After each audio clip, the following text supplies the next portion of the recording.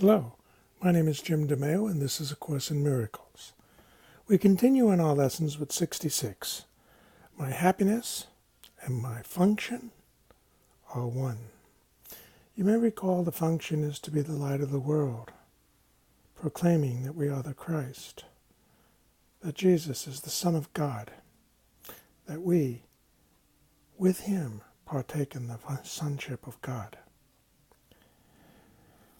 You have surely noticed our emphasis throughout our recent lessons on the connection between fulfilling your function and achieving happiness. This is because you do not really see the connection. Yet there's more than just a connection between them. They are the same. Their forms are different, but their content is completely one. The ego does constant battle with the Holy Spirit on the fundamental question of what your function is.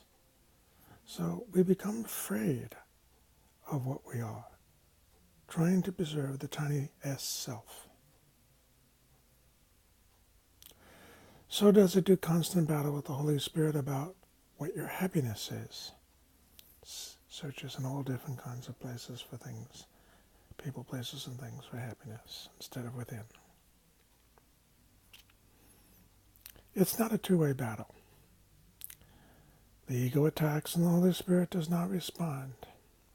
He knows what your function is. He knows that it is your happiness.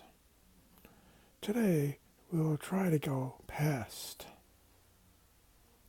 this wholly meaningless battle and arrive at the truth about your function. We will not engage in senseless arguments about what it is. We will not become hopelessly involved in defining happiness and determine the meanings for achieving it. We will not indulge the ego by listening to its attacks on truth. We will merely be glad that we can find out what truth is.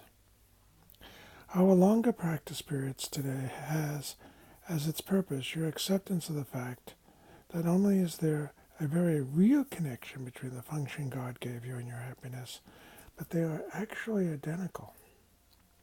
God gives you only happiness. Therefore, the function he gave you must be happiness, even if it appears to be different. Today's exercises are an attempt to go beyond these differences in appearance and recognize a common content where truth exists. Begin the 10 to 15 minute practice periods by reviewing these thoughts. God gives me only happiness. He has given my function to me. Therefore, my function must be happiness. Try to see the logic in this sequence, even if you do not yet accept the conclusion.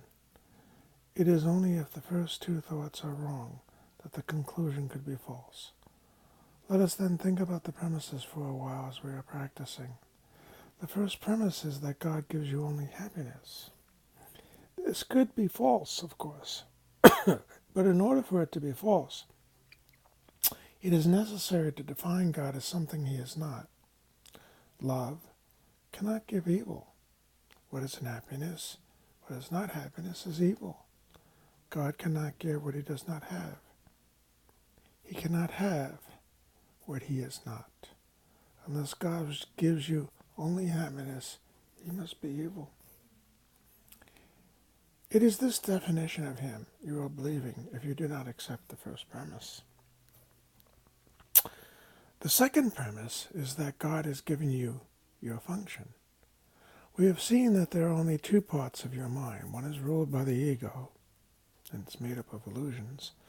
The other is the home of the Holy Spirit, where truth abides. There are no other gods but these two to choose between, and no other outcomes possible as a result of your choice. But the fear that the ego always engenders and the love that the Holy Spirit always offers to replace it. Thus, it must be that your function is established by God through his voice, or it is made by the ego, which you have made to replace it, which is true. Excuse me. Unless God gave your function to you, it must be the gift of the ego. Does the ego really have gifts to give? Being itself an illusion, offering only the illusion of gifts. Excuse me. Think about this during the longer practice periods today. Think also about the many forms the illusion your function has taken in your mind, and the many ways in which you tried to find salvation under the ego's guidance. Did you find it? Were you happy? Excuse me. Did they bring peace? We need great honesty today. Remember the outcomes fairly. Consider also whether it was ever reasonable to expect happiness from anything the ego ever proposed. Yet the ego is only, is only alternative to the Holy Spirit's voice. You will listen to madness or hear the truth. Try to make this choice as you think about the premises on which our conclusion rests. We can share in this conclusion, but in no other.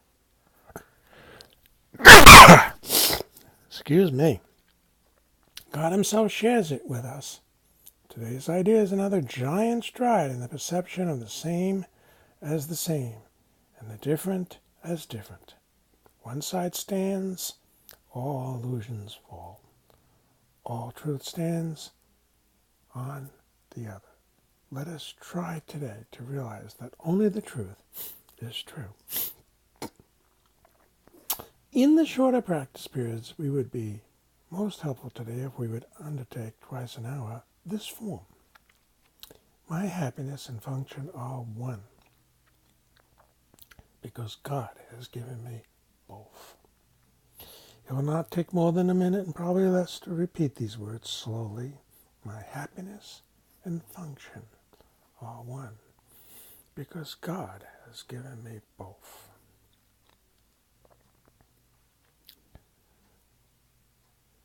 Think about these words a little bit as you say them. My happiness and my function are one, because God has given me